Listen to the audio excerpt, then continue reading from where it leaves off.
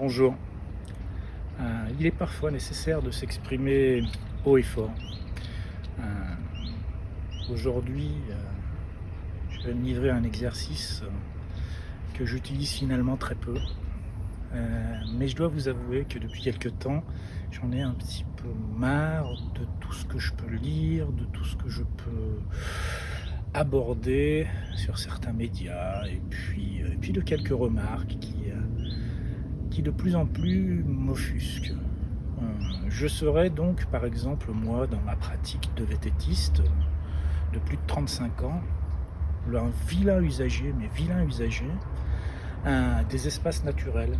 Je serais très très peu vertueux, je serais un consommateur d'espace qui dégraderait les sentiers, qui ne serait là que pour profiter et ne rien donner. J'en ai un petit peu marre de cette stigmatisation de la pratique du VTT, où le vététiste serait un vilain canard finalement et devrait se justifier de sa pratique en permanence, en permanence.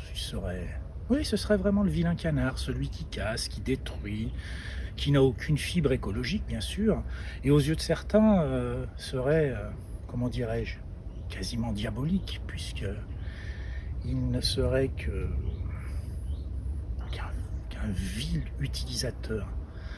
Je trouve cette pensée de plus en plus inacceptable, mais réellement de plus en plus inacceptable.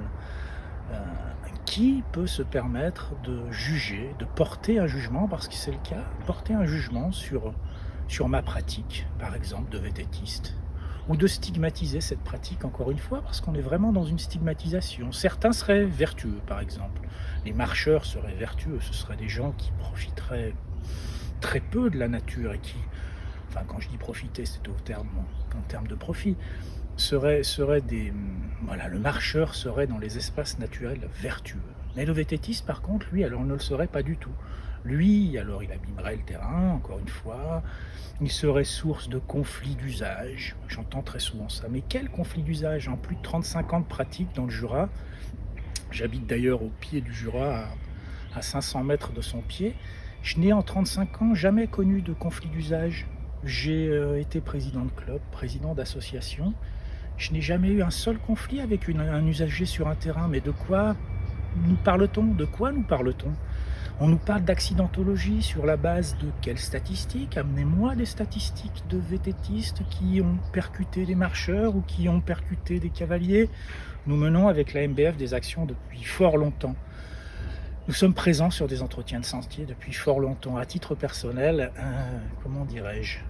J'ai horreur de me mettre en avant de la sorte, mais j'ai sillonné le Jura, je pense, sur des milliers de kilomètres en y ramenant des dizaines de kilos de déchets, et je ne suis absolument pas persuadé que ces déchets soient uniquement produits ou eût été produits par de vilains vététistes haineux de la nature qui ne font que rouler et ne s'occupent que de très peu de leur environnement. J'en ai assez vraiment de cette stigmatisation, de cette approche, encore une fois, qui fait de nous de, de, de, de très vilains usagers, voilà, des usagers. Et j'en ai vraiment assez de ce que l'on soit pointé du doigt de la sorte. Par qui d'abord? Et vous, avez-vous à justifier de vos pratiques? Je parlais des marcheurs, mais je ne les stigmatise pas du tout, hein, puisque d'ailleurs je n'ai aucun conflit avec les marcheurs.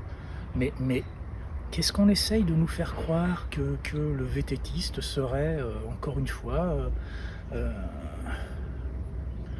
le point de cristallisation de nombreux problèmes sur les espaces naturels et en particulier sur les sentiers, mais sur la base de quoi? Mais qui êtes-vous pour juger de ma pratique? Pourquoi devrais-je justifier ma pratique plus qu'une autre? Je suis aussi marcheur, évidemment, et on ne m'a jamais demandé de me justifier dans ma pratique de marcheur. Quelles sont ces choses que l'on met en avant qui n'ont aucun sens? Aucun sens, aucun sens encore une fois. La fibre écologique, je pense que énormément de mes amis vététistes l'ont et depuis fort longtemps. Donc cessez de nous stigmatiser, cessez de nous prendre pour des enfants. J'ai passé l'âge que l'on me donne des leçons comme un enfant sur qui on taperait le bout des doigts pour lui dire attention, ne fais pas ci, c'est très très moche, ça c'est très moche. Ça suffit maintenant. J'en ai assez de cette approche-là, de ces censeurs, parce qu'il faut appeler les choses comme il se doit. Quand on demande, quand on on demande l'interdiction du VTT, c'est une censure. De quel droit? De quel droit? De quel droit? Sur quelle base? Sur quelle base? Sur quelle base législative? Sur quelle base scientifique et technique vous vous basez pour ces interdits? Il n'y en a aucune. Prouvez-nous que les vététistes sont, en termes d'érosion, en termes de, comment dirais-je, d'influence ou de répercussion sur le milieu naturel, sont ceux qu'on essaye de nous dépeindre. Ça suffit, messieurs, ça suffit. J'en ai assez. Comme je l'ai dit tout à l'heure, j'ai été aussi un éducateur de VTT. J'ai amené beaucoup d'enfants sur le terrain. Travaillons ensemble, unissons-nous, unissons nos forces, sensibilisons surtout la jeunesse, promenons-nous sur les sentiers, car c'est bien ça dont il s'agit. Ne stigmatisons pas non plus des pratiques complètement annexes qui ne représentent pas 2% de pratiquants des VTTistes français.